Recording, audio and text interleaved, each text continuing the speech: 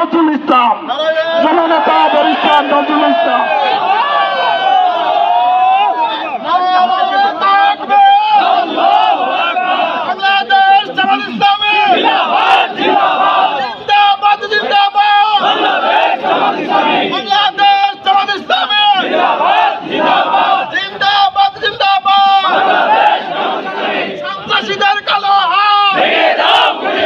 জামাত ইসলামী নবাবগঞ্জ উপজেলা কর্তৃক আয়োজিত আজকের এই বিক্ষোভ সমাবেশের সংগ্রামী সভাপতি, অন্যান্য নেতৃবৃন্দ এবং বিক্ষুব্ধ ছাত্র জনতা, উপস্থিত অত্র এলাকার ব্যবসায়ী ভাইয়েরা, বোনেরা,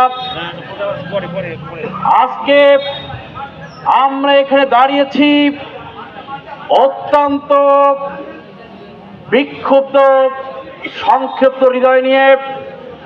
আমরা একটি কথা প্রশাসনের উদ্দেশ্যে ভেরি ক্লিয়ারলি বলতে চাই, আমাদের বক্তব্য অত্যন্ত ক্লিয়ার এবং লাউড। জুলাই আন্দোলনের মাধ্যমে যেই সরকার ক্ষমতায় এসেছে, সে অন্তর্বর্তীকালীন সরকারের অধীনে যেই প্রশাসন আজকে চলছে, তাদের উদ্দেশ্যে ভেরি ক্লিয়ারলি বলতে চাই, দিয়েছে, জীবন দিয়েছে, পঙ্গুত্ব বরণ করেছে একটি নতুন বাংলাদেশ পাওয়ার জন্য। বাংলাদেশের ছাত্র জনতা রক্ত দিয়েছে মিথ্যা মামলার চির কবর দেওয়ার জন্য। বাংলাদেশের ছাত্র জনতা রক্ত দিয়েছে বৈষম্যের কবর রচনা করার জন্য।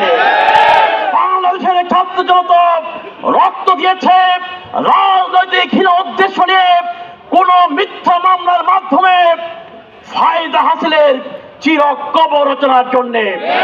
কিন্তু আমরা অবাক বিস্ময়ে লক্ষ্য করলাম, আমার বন্ধু প্রতিপক্ষ যে রাজনৈতিক সংগঠন কোন রকম অভিযোগ ছাড়াই গত 1 তারিখে সাংবাদিকদের নিয়ে একটি চিহ্নিত হাসপাতালের সামনে তিনি একটি দলের বিরুদ্ধে, তার সেক্রেটারির বিরুদ্ধে তিনি বক্তব্য দিলেন, সাংবাদিকদের ব্রিফিং করলেন।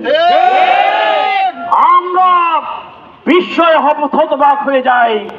কোনো অভিযোগ দায়ের হলো না, কোন রকম তদন্ত হলো না, কোন মামলা হওয়ার আগেই এইভাবে কিভাবে একজন দায়িত্বশীল ব্যক্তি সাংবাদিকদের এইভাবে ব্রিফিং করতে পারেন? প্রিয় ভাইরা আমার, তারপরে